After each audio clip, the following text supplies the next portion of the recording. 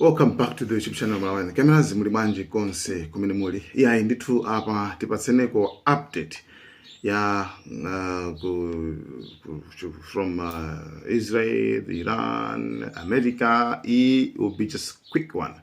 Yes, if I may so. Choyambirira tiyang'aneni za message imene papezeka kuti president wa dziko la Iran wapanga post kwena kuti mukamvetsera ma statement a Netanyahu. Ma statement yake akuma sintha based on geography. Okay, ma statement yake akamayankhula anthu aku Iran. Tfa akumayankhula amakonda kwayankhula. Dear people of Iran, I want to speak to you directly. Tfanda nkhondino nditumwa directly.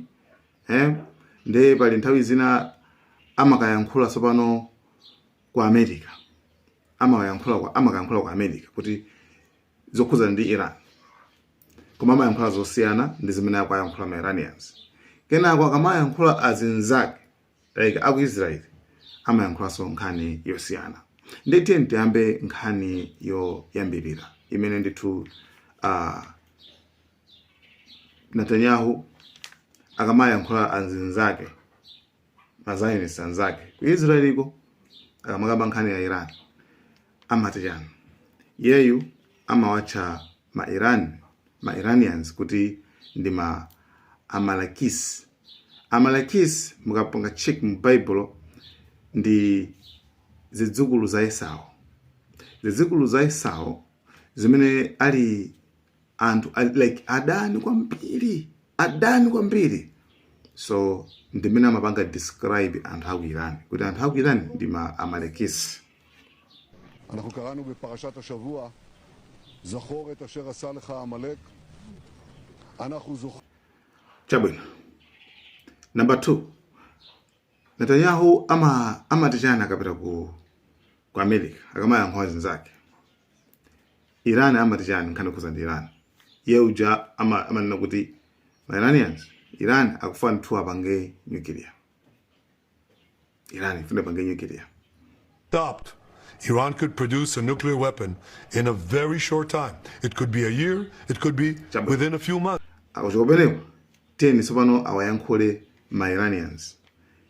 Yeuja amazauza ma Iranians kuti inuyo ndithu mufunika freedom, mufunika ufulu. But I also have a message today for the people of Iran. You are not our enemy. You are our friends. Shoma duste ma hestid. So, ma statement ali paratu. Irani yomweyo ndi adani. Irani yomweyo ikufuna iruluse nuclear. Irani yomweyo afuna ayombotse. Ayipatse ufulu. I don't know which is which. Then kwa America yangoululira kuti ako no kumene kujetupirira mafuta. Yeah. Sirufuna kuti mafuta akhale m'manja mwa ma Iranians, ma terrorists. Tufuna mafuta akhale m'manja mwathu. Mafuta akhale m'manja mwathu ifeyo. This is a long-term gain because what we want to do is get such massive oil reserves in Iran out of the hands of terrorists. And so what we're going to experience here in the short term is highly outweighed of the long-term benefit because ultimately we're not going to have to worry about these issues in the Strait of Hormuz because we're going to get all of the oil out of the hands of terrorists. So meaning when nobody zose zimene zimachitika zijazo ma statement akungosintha. Kodi munthu ukapita ku police ukasintha ma statement kangapo chimachitika njani? Definitely umasanda kuti iwe ndi wabodza. Zonse zimene ukamba zinthu zabodza. Chifukwa iwe omwe songana kuti tupita ku Iran tukasintha boma. Chifukwa okay, tupita ku Iran 44 sintha boma. Koma tupita so ku Iran 40 kachisema threat ya nuclear. Koma tupita ku Iran 40 yeso alituma kuti ndi nthawi yoti kubwera Armageddon. Komanso tupita ku Iran kumene kundithu kweni tufate kawombotse ma protesters tikapulumutse anthu tikapatsa ufulu Tena kwa mwemwe ya yapata kuda kuirani tufate katenga mafuta. anthu amene amamacha ku Iran kuti Trump tofuna thandizo lanu bwerani I think panopa pano akuganiza kwambiri. By the way, leadership ya ku Iran sina rengele yayi chifana khaina nakangoti mesa mafuna ufulu basi tiye nazo sana kama yana nawo Americans zoma hizi sana kama yana kwasete tiye nazo no ufulu utengeni sababu mufuna ufulu kama ndeko kuti afterwards china kachitika chani ma Americans kubwera nkhani yake ndiye mafuta. Trump akupanga claim kuti afuna ipange boost economy ya Iran aitere koma mind you guys, none of those things will happen.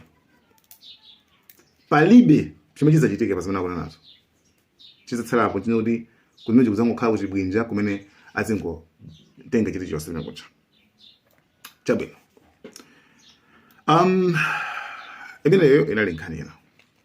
So tufata loyi kunkhani yokhuzana ndi Trump wapanga akuti wasainira tsopano like Israel zathera zida ku Israel anthu amati mauza mwe makani koma panopa news tsopano yatsimikiza kuti zida zathera akuti afuna America ikagwirisana zida anthu aku Israel 131 million zida zimenezo. So yeah, akuti zikunyamuka zikupita kunekoko kuti ma Israel agwirisana ntchito. Mene ngona kuti nkhondo ikuthamanga kwambiri zida zawo zikuthamanga zikutha mwachangu kuposa amene ikuthamangira nkhondo. Iwo ayamba kusintha zida chani zambiri pamene anzawo ku Iran akuti ife nkhondo sitinayambe. Iwo zida zashakale ayamba kupanga transition kutenga ku America kusebenzesa uku. Koma china chake chachitika. Trump wapanga long post. Akona kuti ndakumani makampani watchula maina makampani mwapanga check watchula maina makampani ndakumani kampani yakuti takugwirizana zoti ifeyo ndawo zoti azipanga zida mwadabo like mwadabo apangisa mpiri kwambiri ife singakhala upanda zida yayi zida ndawo zakakuti azipange zambiri kwambiri for zina panopa zili on the way zida zikufunika kwambiri panopa ndipo it's like I mean palibe amuna mfusa okufusa ndani imeneyo raises a red flag. It's a question mark.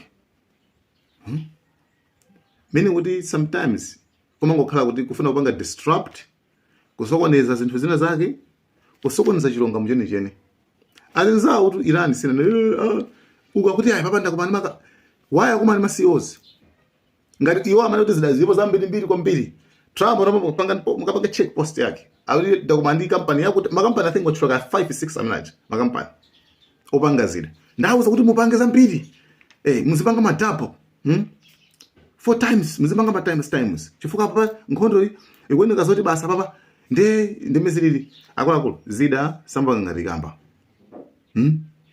kwa libaba kamba amfunga dai zida sunga pangekeda chimodzi tsiku limodzi zimatenga nthawi zida zimatenga nthawi. So imene iyi ndi part yofuna kuzilimbisa mtima komanso kufuna kwa opeza adani. So at Trump, I mean, sometimes munthu umathawa kugwisa so wekha pena pake wamuona kuyankhula anisambadziwa zimene zonse. Munthu ukakhala kuno zoti tingoleka zoti wagwira upanga china chakeso wagwira wakwina kwakeso kumene so umene kuti upezeka chimachitika nchani ngati munapanga ku experience. Okay, tingolekeza kuno zoti inuyo pali munthu wina wake amene mumamuona kuti munthu uyu sangathe kupezeka mwina tingolekeza ngati kubala munthu uyu samwamuwa I mean kubala sangathe kupezekako azikarani kubala, right? So mwampeza kubala kuti mangomana kiti bwanja se zabwino bwino yeuja amatha kupanga feel amati guilty conscience amatha kupanga feel mapapa timachula kuti ku psychology timachula kuti cover up amafuna zipange cover so namfuse so nadani ungova basi lapha ndinangobwera tunangobwera kunoku adayina ake andipase ngongole yanga ante sindikuwapeza then ndikwasakasaka kunoku okay chabwino mene kuna akupanga cover up so namfuse koma akungozongoso like Trump imene akufusa koma yepo zida zathu ndapa kuti zida zawo kuti pano alipo azikusicho pakana kale meaning ansala mwibeza noka why too much pangani salenda pangani chonchi ife panga chonchi. I mean tazengo umenya nani like anzana la kuza nzuri ife salenda pale silikambirana mawa ayira na makala wi pale bezo kambirana pale bezo salenda tenazo koma inu yeah tisankana uli akumeneko tika vote na akumeneko kwa ife so ndu flow vote akumeneko. I mean iwe uli bejo vote la kuirani cho vote la uli bejo kuirani ufuna vote manje kuirani yeah basi fe banopa musalende ni tuanze basi muroza uwa manje anzako arozi basi kwa bene anzako mabomba akufa mplape.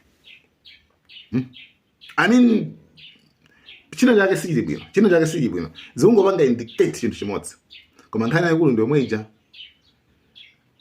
afuna akabe mafuta Iran tibwiriza afuna abe mafuta Iran iwalani zwa chanchan za nuclear. I mean ndikangale kamene anthu akuirana president ndani akhala kuyankha kuti afe sirofuna za nuclear zanozo tungofuna civil nuclear yanjani basi civilian. Anyway guys, thank you so much. Now in cameras, to come on next update.